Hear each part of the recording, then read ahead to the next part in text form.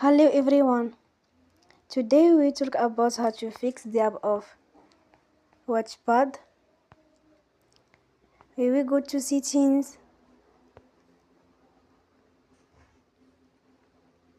then we click on apps.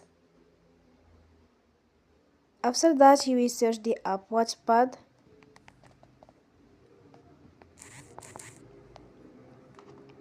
And you will click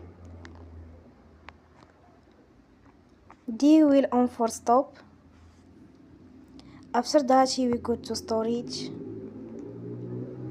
Then we click on clear cache.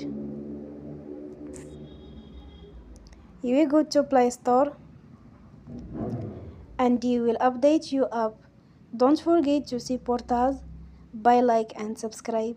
See you next time and thank you for watching.